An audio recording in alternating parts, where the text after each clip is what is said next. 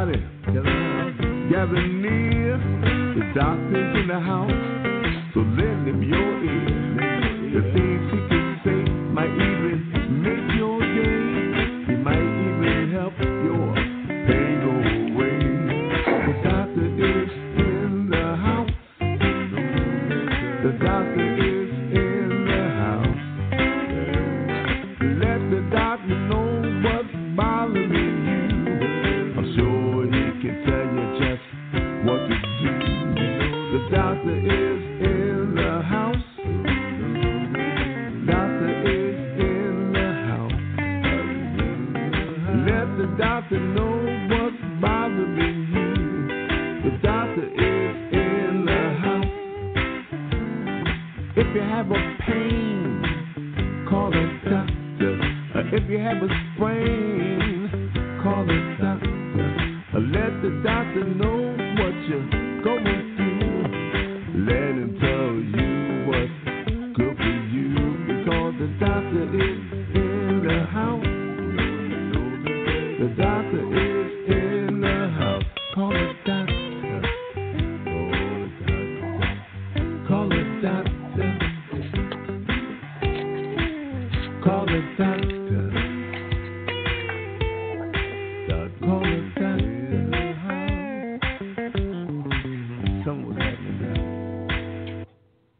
Hey, ladies and gentlemen, thank you, Freddie, for that opening number. Welcome to Dr. Ron, Unfiltered, Uncensored, with your host, Dr. Ron, and our co-host tonight, Mr. Frank Poliafico, the one and only. So, ladies and gentlemen, I welcome you with an attitude of gratitude. Having an attitude of gratitude makes you happier, but did you know it can also make you healthier? One reason, ladies and gentlemen, is because a feeling of gratitude makes us see things from a more optimistic point of view. And being optimistic has been shown to lower blood pressure, getting a better night's sleep, and increase in longevity. It also helps us to bounce back faster from stressful situations. So, ladies and gentlemen, again, with an attitude of gratitude, I invite you to listen to this program, which is going to be quite exciting tonight with our guest, Fred Balachi, and the Restaurant Diet. This program contains general medical information. The medical information heard on this program is not advice and should not be treated as such. You are encouraged to confirm any information obtained from this program with other sources and review all information regarding any medical or condition with your physician. That being said, ladies and gentlemen, there's just been some news today, and before we get Frank in here, that you just have to hear about because it is just absolutely crazy. And I think what our guest has to say tonight is really important. You know, a headline in the New York paper this week read, adults feel perfectly healthy just 12 days a month. Did you get that? 12 days a month. You know, that equals 144 days a year. Or if you do the math, which is not my strong point, but it's 39% of the year, people actually feel good. I think there's something wrong with that picture. I think there's something wrong with that picture. And another study that came out today here in the United States. This was from the American Journal of Preventive Medicine. Diabetes mellitus in the United States. Fewer than 1 in 3 receive lifestyle counseling. That means they get no advice on physical activity, how to eat properly, how to have glycemic control of their food intake, and they have no advice on cardiovascular risk management. And this survey, it got my attention because it followed over 42,000 patient visits with diabetes and 272,000 without. So they did have somewhat of a control group, and this was an NIH study. It was not a pharmaceutical study. So we've been saying on this program, please take control of your own health. Be the CEO of your own body, okay, because of things like this. Next week, I want to tell you about surgical centers. You think they're so safe? Well, we have some interesting information we've been working on. And we're going to talk about next week about low-salt diet. You know, it's probably not working anyway, and the food tastes horrible. And how about a daily vitamin, ladies and gentlemen? Any good, or is it just making your urine yellow? You know, this is probably the only country where we have obese people that are malnourished. So I really think multivitamins are helpful. We get 18% of our calories from sugar, another 18% from white flour. And, there's a lot of losses in all the processed food we eat. We're losing almost half of the micronutrients in a modern diet. So again, we're seeing people that are obese, but they're malnourished at the same time. And this is the first time this happened in human history. Incredible. So what you see in the media and hear from physicians, they're just twisting data. It's essentially propaganda against anything that competes with medications and gives people the impression that a healthy diet is important. The media has no problem repeating misinformation, suggesting that multiple vitamins are not effective, when even the studies they are quoting say quite the opposite. For example, a study may show that a specific nutrient or multivitamin does not decrease one condition, but significantly decreases the risk of a heart attack. They'll just report the negative part of that study.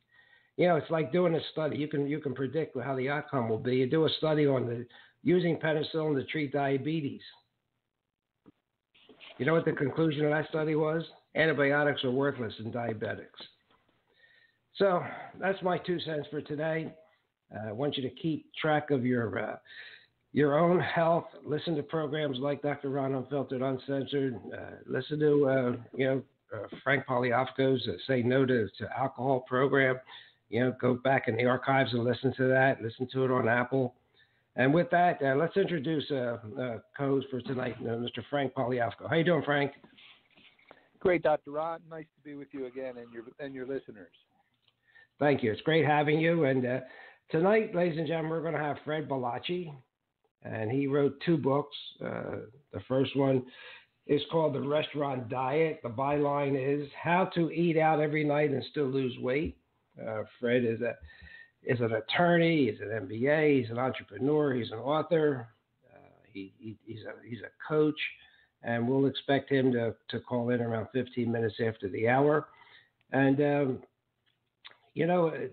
his outlook and his program got my attention, and that's why he's on the program tonight, because he's preaching lifestyle, not preaching a diet. Diets fail.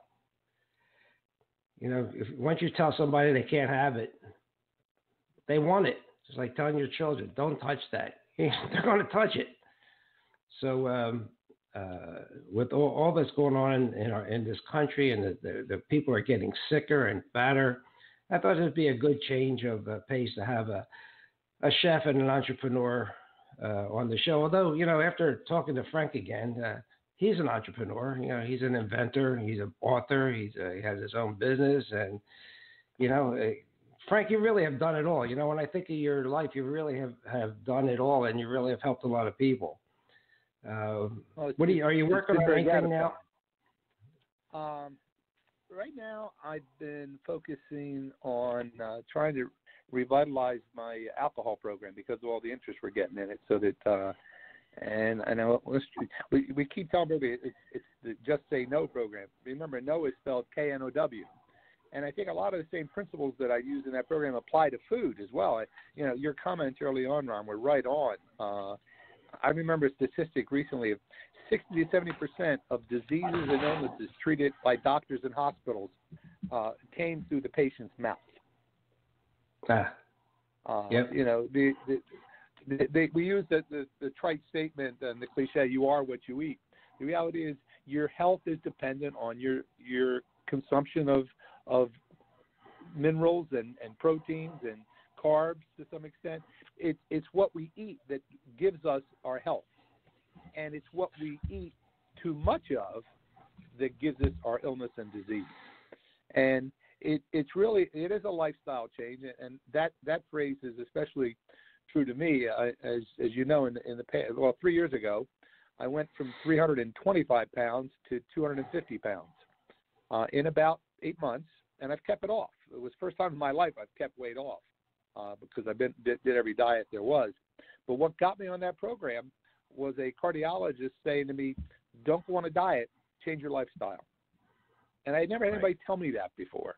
And when I looked into that, what I was really changing was my culture when it comes to food. We have an adverse food culture in this country.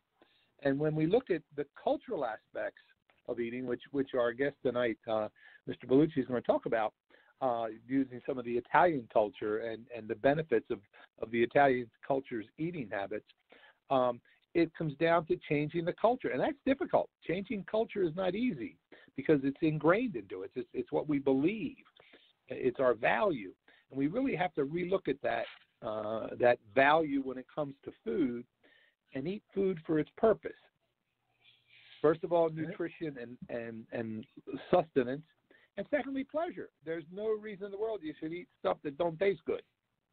Food is very pleasurable. And when you can eat the right stuff in the right amount and it's cooked the right way, you're going to have a great time. Exactly. I mean, that's the point of it. It has to be delicious. It has to be pleasing to the senses. And it has to be enjoyed in an atmosphere of friendship and family.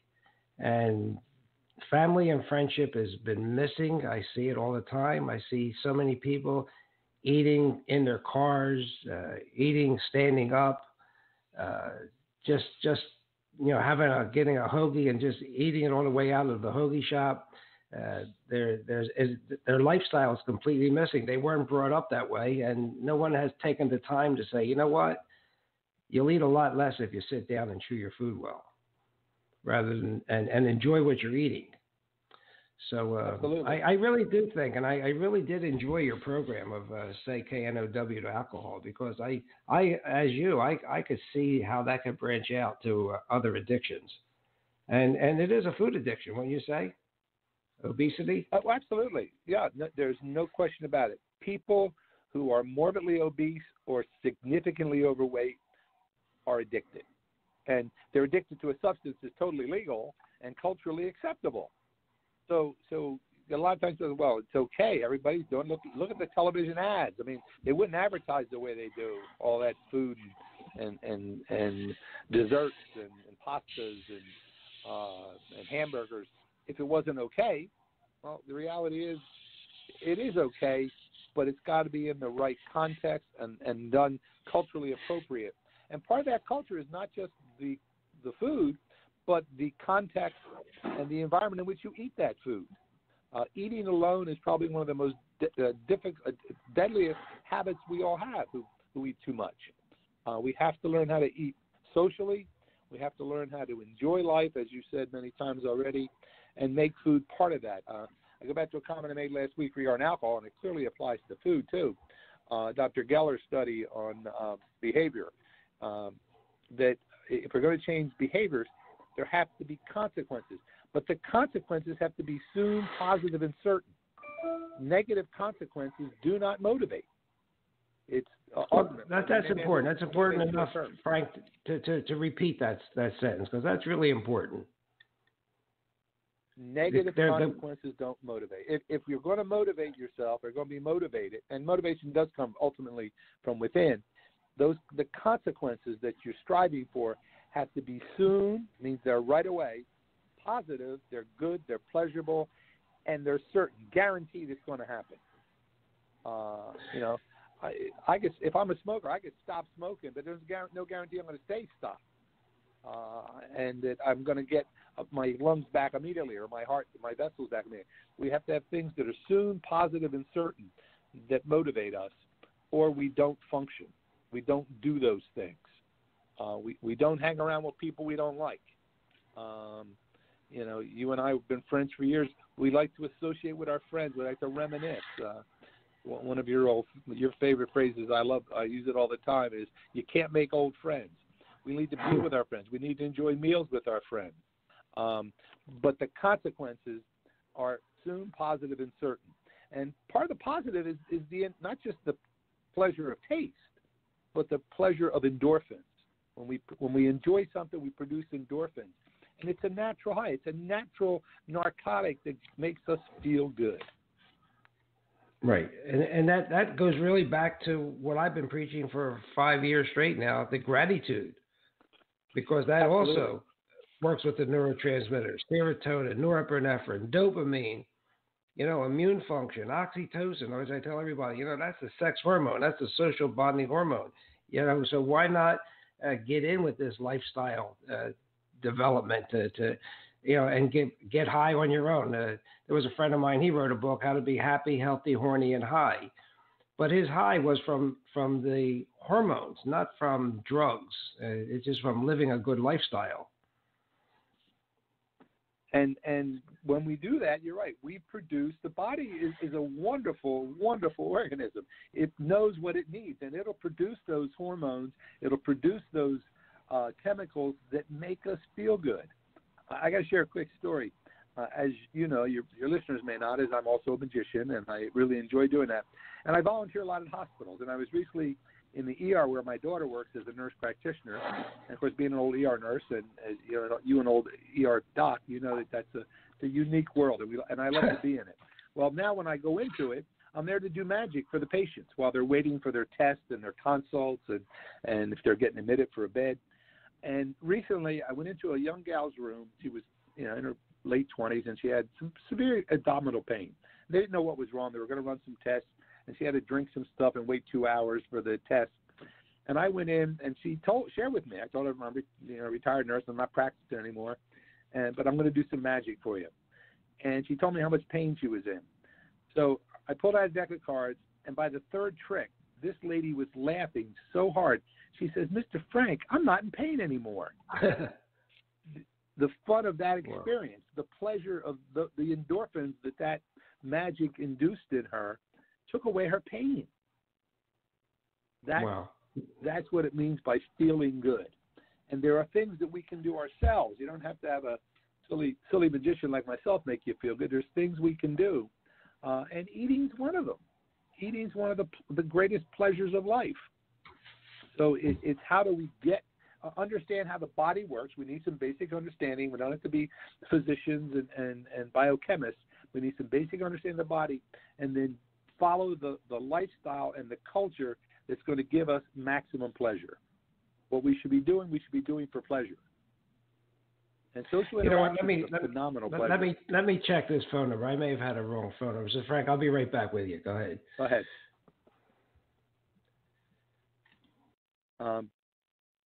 It's all about how do we feel good and lasting, not just, a short-term high, a short-term buzz. It's lasting feeling good. Yeah, there's going to be highs and lows. There's going to be things that happen. They're adverse. We're going to experience loss of family members, and those of us who have gone through that recently know how horrible that is.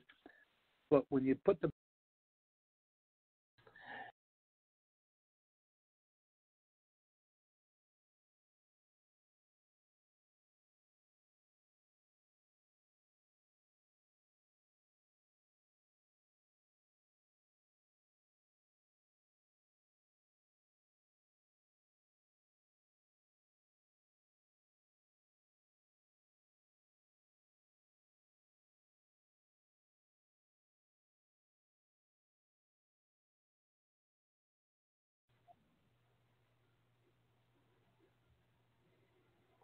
Are you there, Frank? Oops, I think I muted everybody. Frank? Yes, I'm here.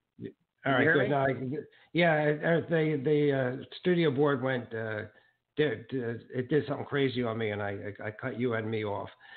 Anyway, we're waiting for, ladies and gentlemen, we're waiting for Fred Bellacci to call in to talk about his. He actually has 2 books on the restaurant diet. The first one basically is the program. It's a 4-step program, and it has a lot of recipes in it. The second book really is what Frank and I have been talking about. It's the lifestyle that he had to attain in order to lose that 150 pounds and to keep it off since 2009, while still being able to go out to eat and lead what he calls a gourmet lifestyle, la dolce vita. And I was reading the second book, but I this week moved from Stero to Naples, and it got lost. But it seems like the second book came first.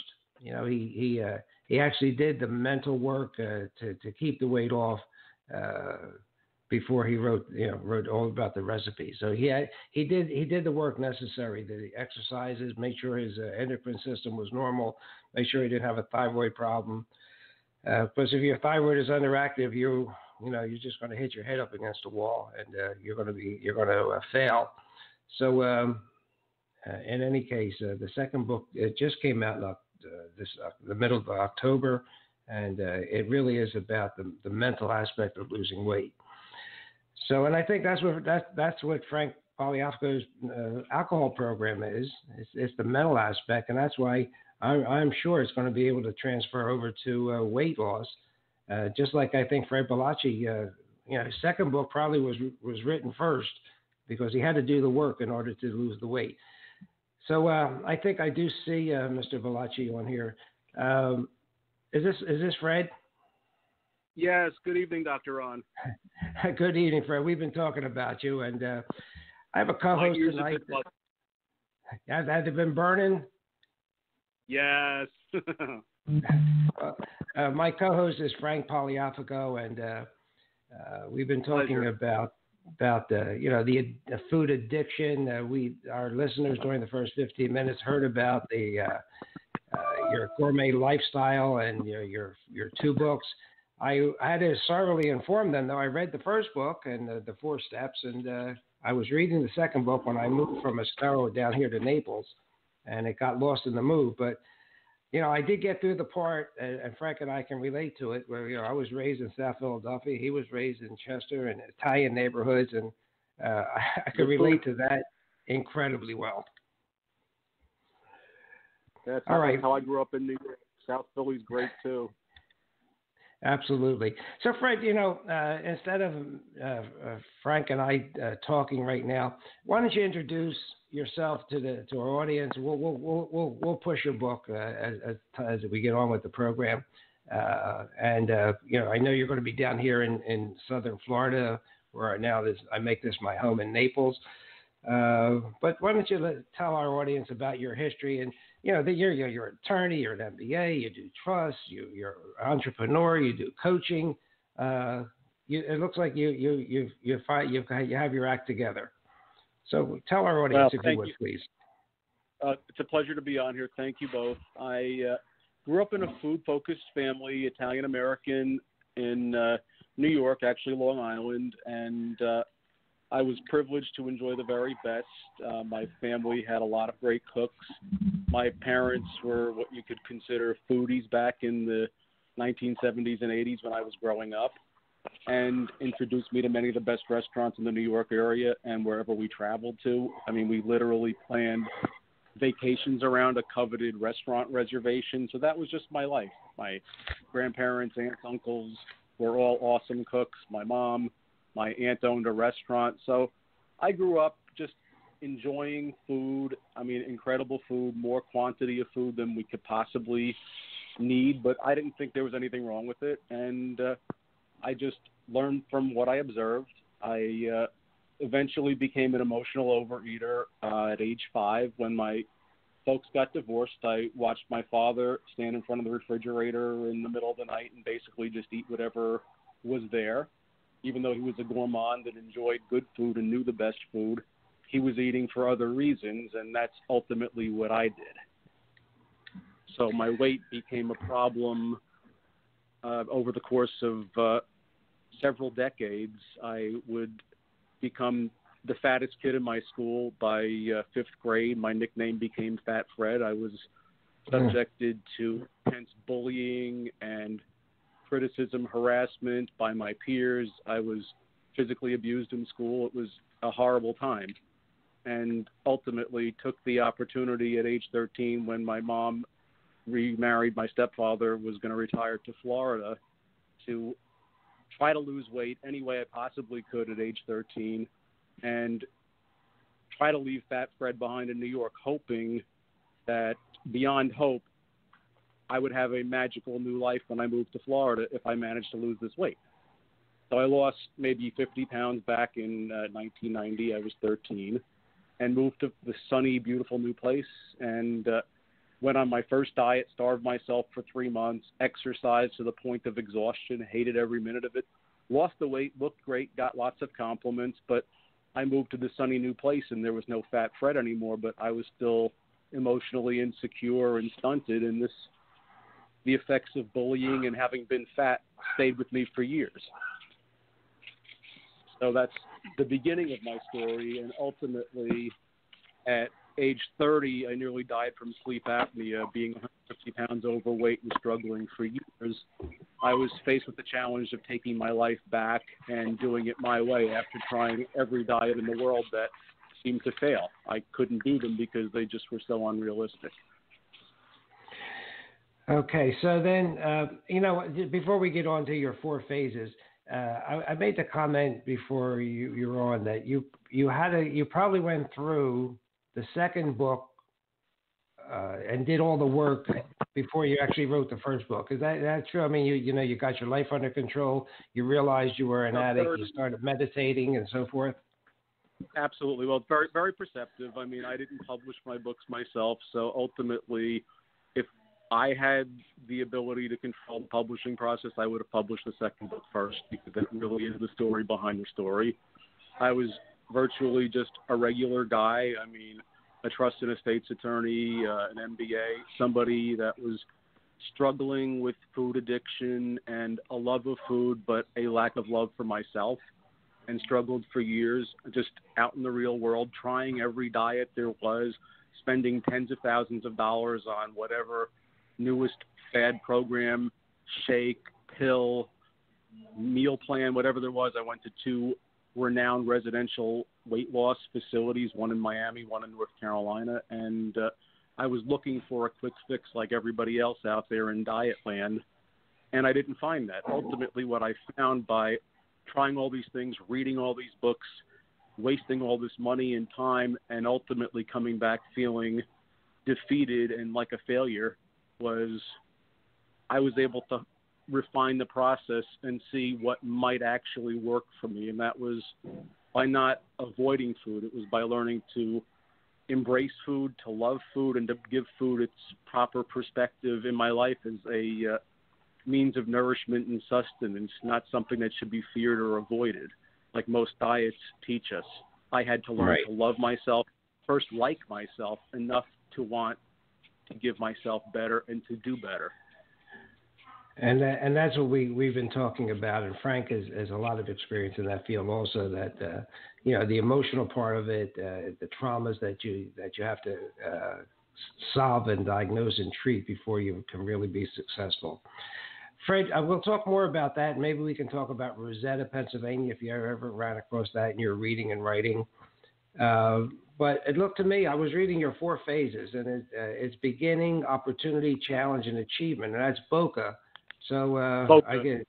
That's where I've been living for many years, and I ultimately began the program. I mean, I traveled a lot during the 12 months that I lost 150 pounds, but I really cut my teeth, no pun intended, in many of the best restaurants in Boca Raton and Southeast Florida and areas, Palm Beach to Miami. I live part-time now in Sarasota on the West Coast, as well as Palm Beach, where my business is. And you mentioned Naples. I spend a lot of time there. So really a lot of these restaurants in South Florida, both coasts, have been my favorites for many years. And many of them knew me when I was maybe their best customer for the wrong reasons. I would probably order enough for 3 people, and I would tip based on that amount. So I had to learn to change their perception and have the audacity to walk into many of my favorite restaurants or new restaurants as somebody who had a history of issues with food and overeating, and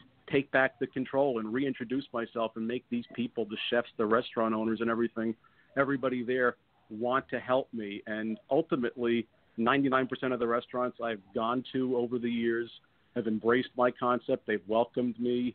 They've been wonderful. And that's really how the whole restaurant diet concept, which we talk about in the first book with recipes from 100 top restaurants nationwide, like 30 in South Florida, came to fruition. And the second book really explores emotional, spiritual, really the guts of my program, which is really learning to look inside, love myself, and discover myself. I liken it to peeling an onion, literally. I mean, a food analogy. It's like you're home cooking and you start peeling the onion and your eyes start to water, and it's just like every layer you strip away. It's like every layer of fat or excess weight that came off, or addictive behaviors or crutches that I used, the security blanket to avoid intimacy and avoid rejection. As these layers came off, I started to see that there was a decent, likable, and even lovable person that was worth saving, that had this whole amazing life ahead of me that I never even knew existed. I mean, I ended up doing things over the last 10 years that I never imagined, such as being on the show tonight, lecturing, talking to audiences, coaching dozens of people. I've helped hundreds of people lose thousands of pounds. I mean, I never thought that I would ever want to talk about my life or myself to anybody, even a therapist or a priest. I mean, in a private, confidential setting, or a doctor. I mean, it's profound what we're able to do when we look within and we look beyond our fears and our biases, our preconceived notions, what the world tells us just because we're fat, that we're no good or unlovable, unlikable, that there were reasons I was overweight. And some of them were genetic, some of them were how I was raised, and other ones really weren't my fault. I just needed to look within and take back the control and do it in a way that I found doable. And that's what most diets don't teach you, is to look within, to learn to love yourself, and to give yourself the gift of life. I mean, it's unlike with, say, an alcohol or a drug addiction. Most programs recommend abstinence. Well, in the case of food, you really can't abstain from eating. It's one of the few things you absolutely need in order to live. So instead of eating things that are unpalatable or doing some ridiculous regimen, try to lose 20 pounds by Memorial Day to fit into a swimsuit or a wedding dress or whatever your goal is, make it a long-term goal. Make it a commitment to life, to loving yourself, and to improving every area of your life, not just losing weight. And that's what I teach and share with my coaching clients and my audiences and my lectures, is that what I've learned can apply far beyond just the weight loss arena, that you don't necessarily need to lose weight or be overweight to benefit from what I'm trying to share and help people with, that we all possess this inner spark and divine spirit and all have the potential to be better versions of ourselves. So when dealing with food, make food your friend, not your enemy. Love yourself, love life, take back your life, take back the control, and make it a positive experience as opposed to something negative or fear-based, or what most diets tell you, that you're a failure and you got to get back on the merry-go-round and give it another spin. You gain back the weight and you're an undisciplined person. This is not what life and living is about. Well, that's really well said. And on this program, we always say, be the CEO of your own body, take control of your body. It's up to you. No one else can do it for you. And we also admit that just like a diabetic, sometimes their sugars go high. It doesn't mean they're out of control and they're going to die, but they got to get back on the horse and get things under control again. Exactly. And your program really is lifestyle, and that's it's not a diet; it's a lifestyle change. And if you can accomplish that, you're going to be successful. Right. So, it's learning to appreciate and be thankful and grateful, and it all begins with attitude. I mean, it's the energy and the attitude put forth, and whether you have a positive or negative attitude really determines the results from the get-go. I mean, if you just want to lose 20 pounds on Memorial Day, I mean, I'm sorry, but I won't take on a client that just has that as a goal. I mean, if you want to get really serious and get well and improve every area of your life and go on to reach new heights, I mean, the sky's the limit. I mean, it's way more than losing weight. I mean, I've learned things about myself and have lived a life that I never could have imagined. And simply losing 150 pounds 10 years ago, my life wasn't suddenly magical. I didn't make the cover of GQ. I didn't make a lot of money. My life was basically pretty dull and boring after I lost all the weight. I mean, I expected all this stuff to come to me. I actually had to deal with people that sabotaged or tried to sabotage my weight and question my success and question what I did. but I also had a whole cheering squadron of people that were out there encouraging me to write a book and begging me to help them. And that's ultimately been my calling. And that's really why I believe I did it, that I could possibly pass it on. I mean, that's my goal here, is to share the gift that I've been given of a renewed life, a new life. I was going to die at age 30, and here I am 42 now, and able to help so many people and hopefully help many, many more.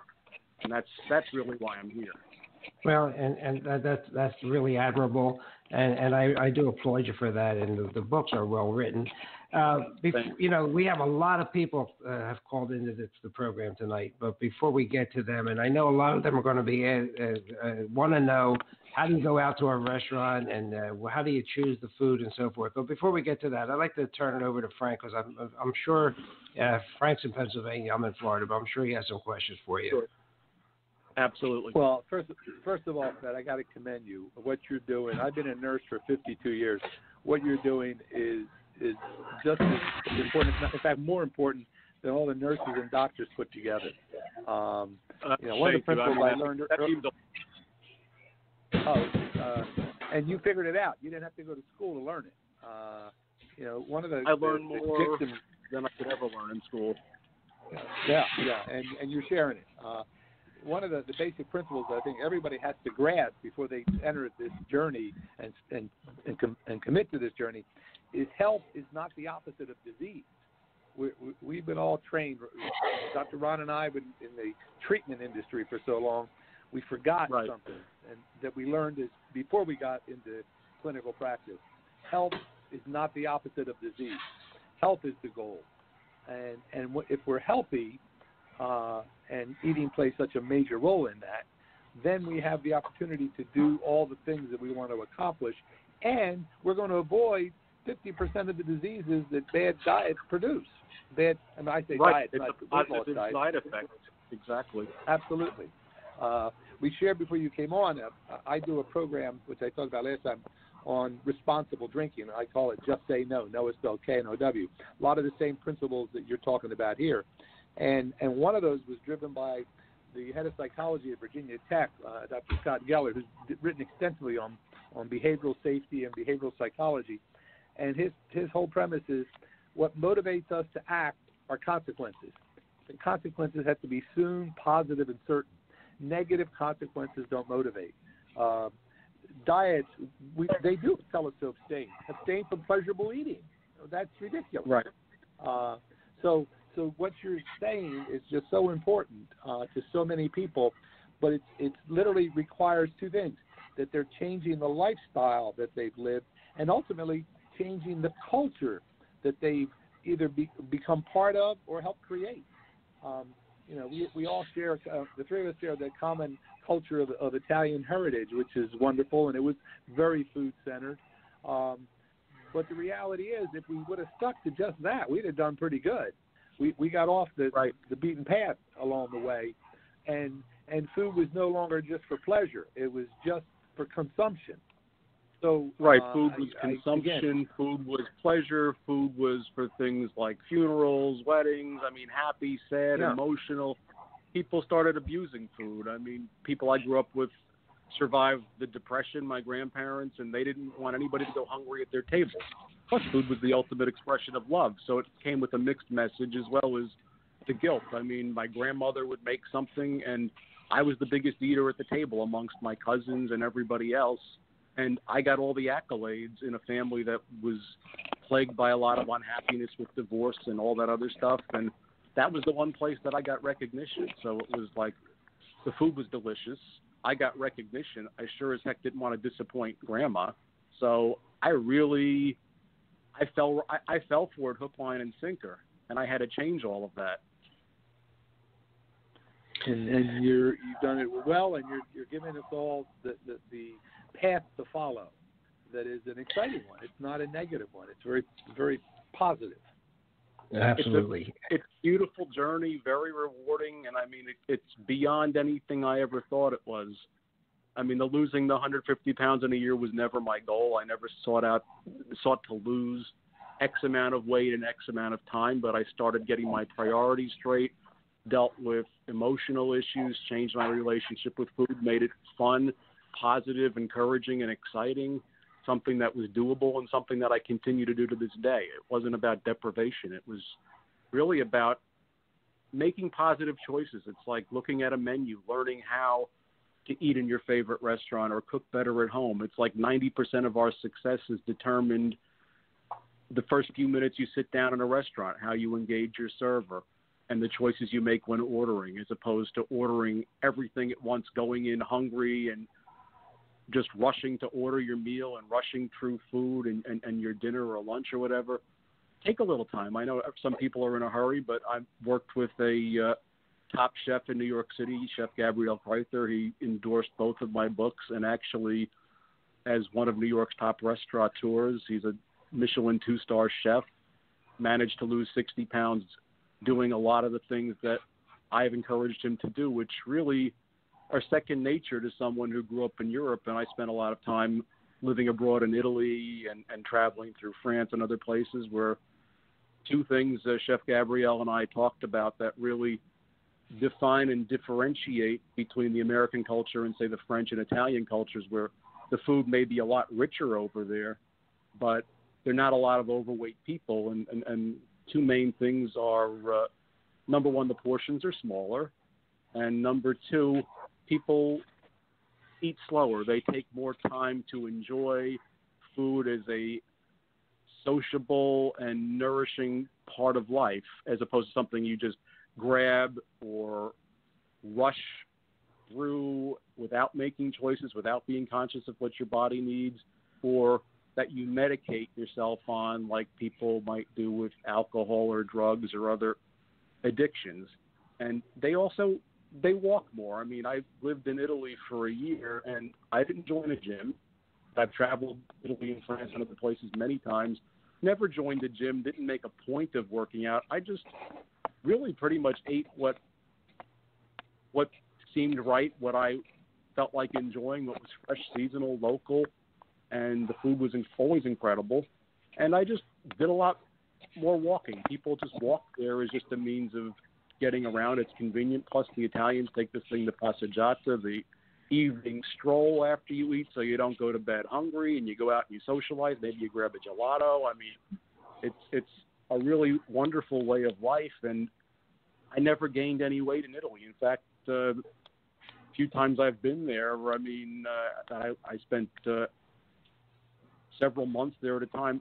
I lost weight every time I was there, and it was really eating better foods than 90% of what I eat when I'm back in the States, or what I find in restaurants or in markets. Everything is so fresh and flavorful, and it was really an eye-opening experience, and really was part of the basis for what would become the restaurant diet, as far as how I would go about shopping for food, preparing food at home, portion size, freshness, quality, farmers markets, establishing relationships with your markets, your fish guy, your butcher, your vegetable guy, and doing things that were good for your body, as opposed to just rushing through or mass consumption. That really American culture is about instant gratification and feeding the masses as inexpensively as possible. When I started eating better and making better choices, and I mean, I gave myself the best, but it was really about quality, not quantity, and that's what I teach my clients. And I profess in my books that when you improve the quality and decrease the quantity to what's really manageable, the bills actually go down. It's like you have one stomach, you have one body, one life. Give yourself the best.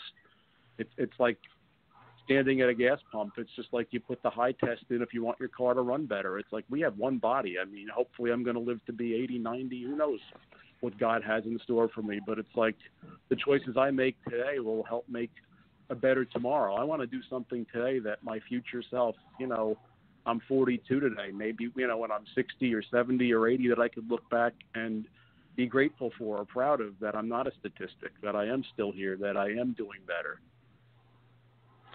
Well, Fred, you're to be commended on your program because it is practical. And my relatives own restaurants in Soverato, which is Calabria, and one of the Passeggiata a Piedi every night is really great. And if you ever get to that area, I'm going to send you to Gasparino, and you're going to have black pork. It's the only place in the world. It's incredible. I would love to. All right, but let's get to something practical. All right, and I love your cleansing day. Our son is a neurologist and a chiropractor here in Southwest Florida.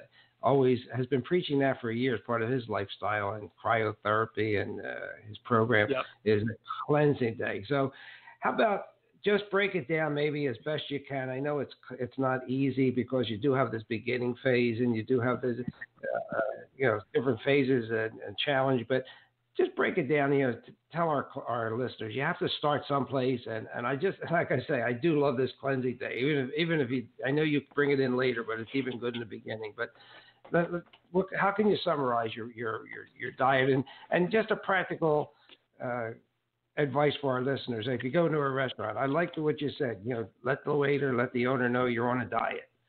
And I think that's great, but I'll let you say it. Put it out there. Let them be your partners. Let them be partners in your success. I feel that the more people that I engage, that I tell it to, that I broadcast it to, they're going to help keep me accountable and help me stay accountable.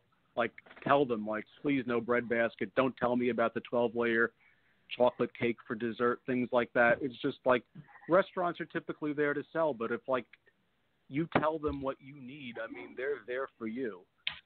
You're paying to eat there, and these people are your food and your well-being are in their hands. So it's just, you're paying them, you're tipping them. You want them to cater to your needs. You don't want to be a jerk about it. You want to be pleasant, but you want to be firm, and you want them to help you. And as far as the diet and the cleansing phase, I'm in phase 4, which is the maintenance phase now. I started in phase 1 10 years ago, and really felt that after many years of overeating and just doing whatever I wanted, not really. I really didn't eat junk food, but I overate. I was an emotional overeater and didn't take care of myself, and I really felt that, it was just a natural thing. It wasn't I worked with a doctor, a nutritionist, and a therapist, and eventually a trainer, but this was something that I came up with that I felt would be good for my body, was to give myself a day to really rest the system and clean it out after years of abuse. So I would do a lot of things, and I still did it. I actually did it yesterday, now in phase 4, that it's really like a juicing day. Juice, things like celery juice or fresh pressed juices, smoothies that are healthy, fruits, vegetables. Try to buy the best, organic, natural, local, seasonal when possible. And if you're going to eat anything, if you get hungry, I would recommend something on these days like salads, organic greens, fruits, vegetables. Do this one day a week. Drink a lot of water. I advocate water with lemon in the morning, mineral water, things like green tea. I love kombucha. These products keep coming out, and our culture is fortunately becoming more and more health conscious than it's been in many, many decades. And I'm delighted to see we're going back towards a more old world mentality and philosophy as far as food, that we're looking to local and seasonal and fresh, and relationships with local farmers and ranchers and artisans, and knowing where your food comes from, and treating our bodies with more respect, not eating things with preservatives, processed foods, artificial flavors, sweeteners, and all this junk that we've been feeding ourselves for so long, that we're actually maybe rolling the stroller backwards and revisiting this, coming back to the way we're really meant to be. It's like a Mediterranean diet or an old world diet, but I strongly recommend that for anybody to get and maintain healthy living, get healthier, that a cleanse day, whether it be one day a week or maybe a couple times or once a month even, is an important thing. I mean, our bodies need to rest. I mean, I advocate exercise, but there's some days that rest may be more important than exercise. Living better, healthier is really about learning balance in all areas. It's not about overdoing the exercise or underdoing the food. It's about really learning what our bodies need, learning to listen to our bodies and make choices that are appropriate for us. And a lot of it's a learning curve, and you go back and you see what's working and what's not working, and you adjust where necessary. And that's where I really recommend having as many professionals that you can on your team, such as your doctor. I mean, go in before you try to do anything. You need a complete physical. I mean, in my case, it had been several years. I mean, I was 150 pounds overweight, according to, most experts. And I wanted to make sure if I started walking or swimming or doing whatever, that I wasn't going to be lying on the side of the road, and check things like my cholesterol and my hormones, and just make sure there were no underlying things that needed to be dealt with either before beginning an exercise or regimen, or that involved losing weight or getting myself healthier, or that maybe should be dealt with or addressed concurrently. So I always recommend that. And in my case, I work with clients, and I'm really the ringleader, having been through this experience firsthand and working with people over the past several years, and myself to maintain this the last 10 years, what they need to do and questions they need to ask, who they might want to employ in addition to me. And I'm really their coach. I'm their cheerleader. Many people that are trying to lose weight do this alone. Some people do it in group sessions. There are plenty of groups out there, but a lot of people are embarrassed or fearful or ashamed of their weight and their issues and don't know where to turn or who to talk to. So having somebody who's been there and experienced all this shame and self-loathing and doubt and all the naysayers and negativity and all these crazy deprivation diets and failure and everything else, can offer a lifeline to people, and that's what I'm privileged to do. Well, I appreciate that. And ladies and gentlemen, you have been listening to Fred Bellacci. His book is The Restaurant Diet. It's on Amazon, and I'm sure you can get it other places. It's How to Eat Out Every Night and Still Lose Weight.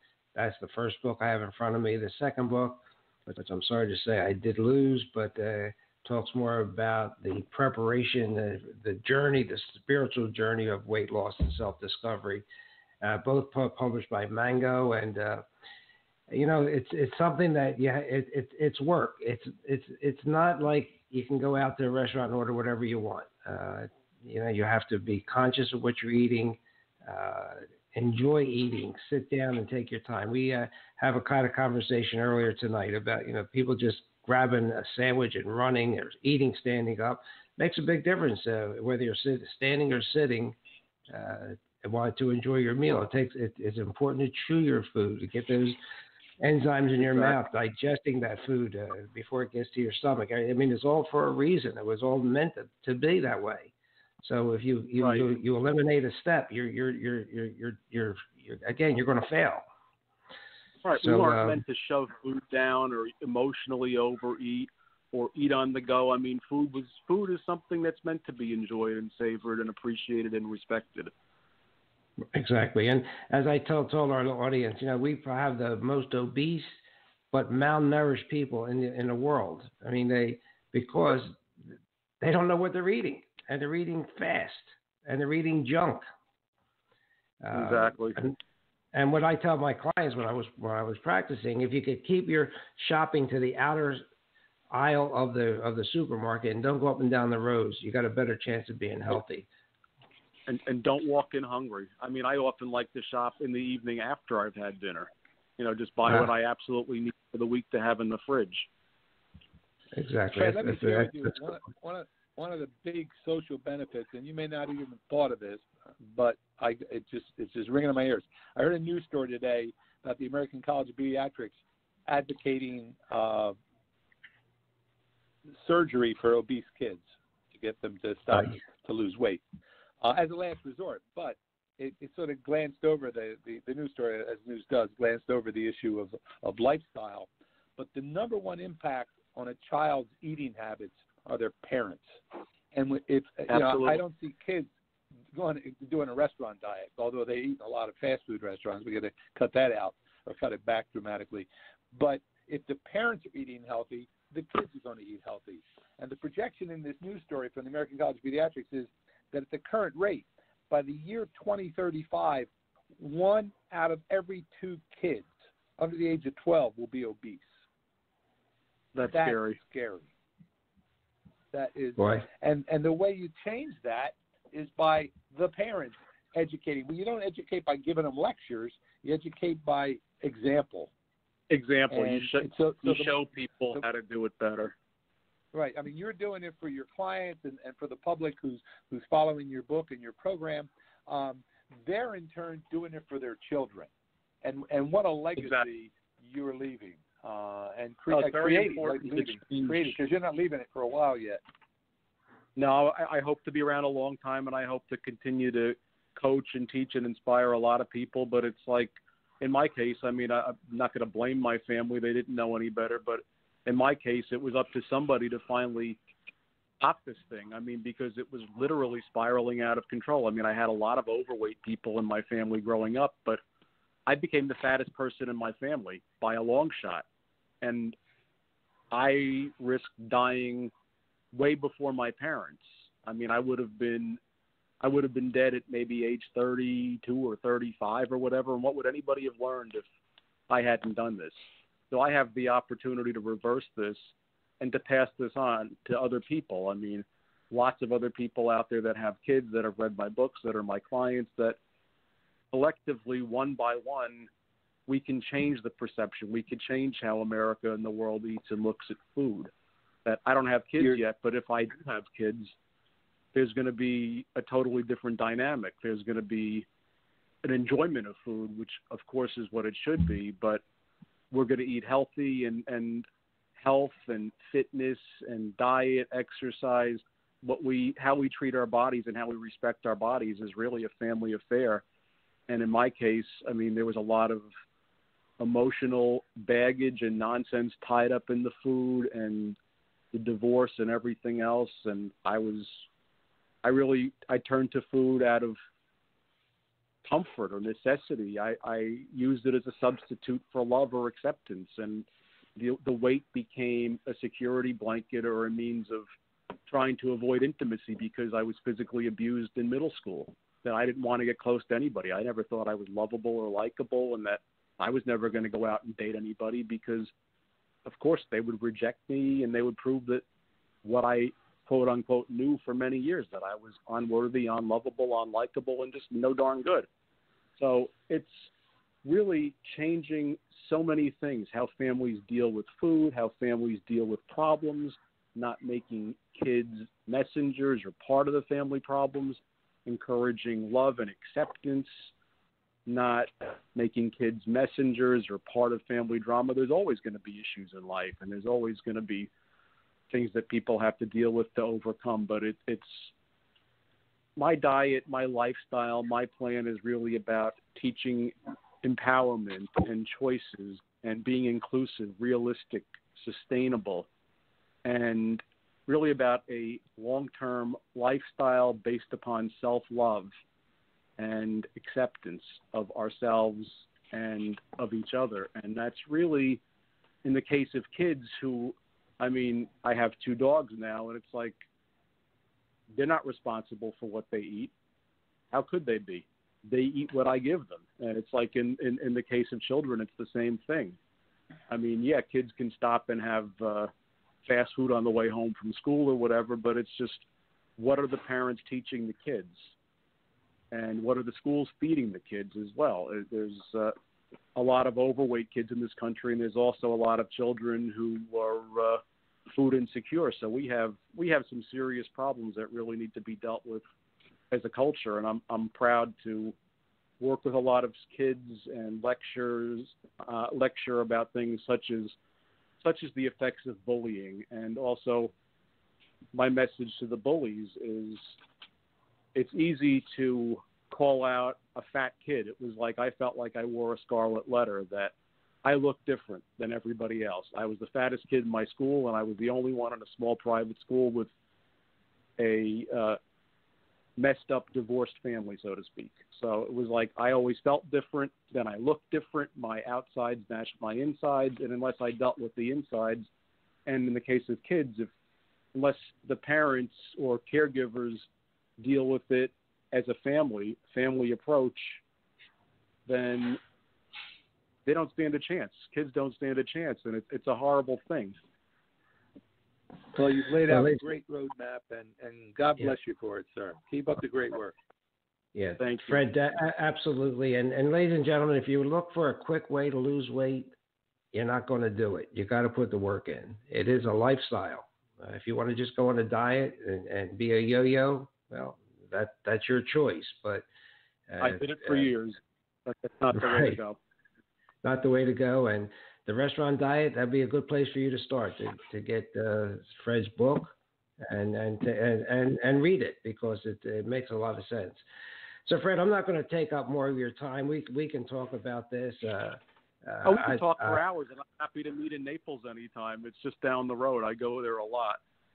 Yeah, I'm going to text you my phone number so you can get a hold of me. And I'm now living at a retirement village with a great chef. I'll tell you who he is when I talk to you privately. He knows of you. Oh, cool. And he's been here 15 years, and he prepares the meals. And I just have been here a week, but he prepares all the meals for us every day of the week, and everything is fresh and prepared, and the portions are just right. It's just incredible. I have a list of places you're going to be in the meantime. But you may not even know it. November 4th, you're going to be in Miami at Books and Books, and you're going to be in Miami and Coral Gables, Florida at Books and Books, Palm Beach, Florida. Let's see where that is. Beaches Restaurante. And November 6th, you'll be at down on Fifth Avenue, Blue Provence, which is a great restaurant in Naples, Florida. I love that. Great wine. Absolutely. Well, you're a sommelier too, and I think I have a good friend of mine listening. He gave me some 82 Chateau Latours, so you know what a good friend I have. That's a good friend. But I will get you my number and we'll talk, because there's a lot of things that I agree with. There's some things that I think I'd like to talk to you about in your diet. I'd like to, and I always remember the story of Rosetta, where the nourishing wasn't done by food, it was done by people, and they nourished each other. And then when the young kids couldn't take that anymore, and they went off to the world and started doing things differently than their parents and grandparents, then their heart attack rate and stroke was the national average rather than half the national average as it was in Rosetta, PA, because of the people nourishing each other. But we could really talk for hours on this subject, and you took the time. This is really my life. This is my life. This is how I took my life back. This is how I lived and changed the relationship with food. And really, you're right. It is about. My relationship with food really was a mirror of my relationship with myself and with other people. I talk about codependency and low self-esteem and putting others first and stuffing down those feelings of inadequacy for years. So it's all about turning that around and putting yourself first and giving yourself the best is what my lifestyle program is all about. Well, I want to thank you again, and as does Frank and our listeners. You sort of answered most of what the chat room has been asking for, but everybody's looking for that quick fix. They see restaurant diet. Well, I'm going to go out and eat at restaurants and lose weight. Ain't going to happen, right? Well, you can go out to eat in restaurants, but just like with anything, it's all about choices, and it's about learning what works for your body, and about self-love. It's not a quick fix. It's not a license to eat whatever you want or drink whatever you want. It's about learning to appreciate. I discovered that as opposed to eating whatever I wanted and maybe living a few short, unhappy, overweight years, that I could make choices. I don't have to eat everything on the menu today. I don't have to stuff myself or feel uncomfortable or ashamed or guilty or whatever else and deprive myself of living. I could eat and enjoy great food for many, many, many more years, which is what I'm doing now. So I welcome the opportunity to help coach and share my story with many, many more people and change the way our collective culture looks at food and weight loss and quote unquote dieting, and make this a healthier nation, pass along positive things to another generation so that we can turn the tide on a lot of these things like childhood obesity and all the diseases that are so preventable that are related to being overweight. Absolutely. And I had on the program a physician who wrote a book called Diabetes is Optional, based on the same thing. It's type 2 diabetes is optional. Pre-diabetic. Right. Yeah. I was pre-diabetic. I had sleep apnea. I nearly died from it. I didn't take it seriously. And that was all reversible at my stage in the game. And for many people, it is. I've worked with clients that were pre-diabetic or had high blood sugar numbers, and between working with me and their doctor and maybe a personal trainer, making exercise a little more enjoyable, getting the motivation, they turned things around. They improved their blood test results. They lost weight. They got happier and healthier. They dealt with their stuff, and there's no looking back. Excellent. Frank, any last words for Fred before we wrap it up? No, I really enjoyed his story. He could have been telling the Fat Frank story, but I'm glad he was Fred tonight. So thank you very much, and again, God bless you for what you're doing, sir. Well, thank you Fred. both. I really appreciate it, and look forward to seeing you in Naples. I just wanted to reach out to the audience if anybody wants to get in touch with me for coaching or follow me on social media. It's www.fredbalaci, my name, BOLLACI enterprises.com. Follow me on social, Instagram, Facebook, Fred Balaci Enterprises. And I want to be your go-to guy to help you change your life, lose the weight, and discover a new and authentic you. Fred, I can't let you go because of what you just said. The attorneys up in Tampa, we want to be your lawyer. You know what I'm talking about, right? Yep. Anyway, thank you so much. We will talk, and we will do this again. And I have some plans between you and Frank, because Frank is a great coach himself. He has great programs, so maybe we can get together and do something jointly. I'm very excited to. I'd love to see you in Florida, and welcome to the neighborhood. Naples is an amazing place, lots of good food, and love to see you, definitely. Thank you both. All right, love it. So thank you so much. All right.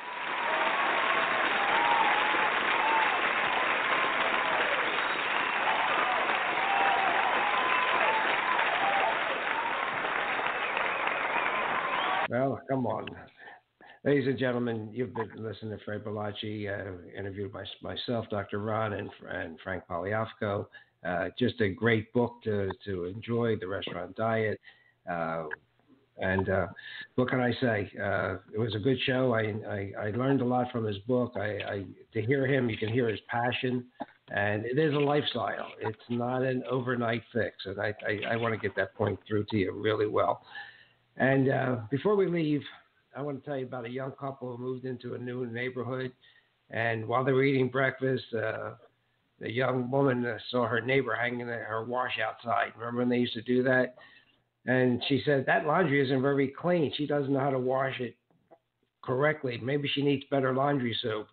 Her husband didn't say anything at that point. And every time her neighbor would hang out her clothes to dry, the young woman would make the same comments. About a month later, God, to her surprise, she sees nice, clean wash on the line and said to her husband, look, she finally learned how to wash correctly. I wonder who taught her this. And her husband said, well, look, let me tell you. I got up this morning and I cleaned our windows. And so it is with life, ladies and gentlemen. What we see when watching others depends on the purity of the window we look through. So it's not always what you see. So with that, ladies and gentlemen, thank you, Frank. God bless you, and thanks for being a co-host tonight. It was really enjoyable. And ladies and gentlemen, what can I say? I hope you learned something. This is a little different than just purely medical, but it is medical because it has to do with longevity, anti-aging, and everything else. If you want to live long, you can't do it being obese and malnourished. So with that, I'll see you next week. Have a great week. Ladies and gentlemen, thank you for listening to Dr. Ron, Unfiltered, Uncensored, with your host, Dr. Ron. We are here each and every week. Thank you for taking the time out of your busy schedule. We bring you medical news that you can use. Medical news that's up to date on drug reactions and interpretation of medical articles. We also have some great guests scheduled. So thank you again. Have a great week. Listen to us on Apple, Alexa, iHeartRadio, TuneIn Radio, Spotify, Stitcher. Ciao.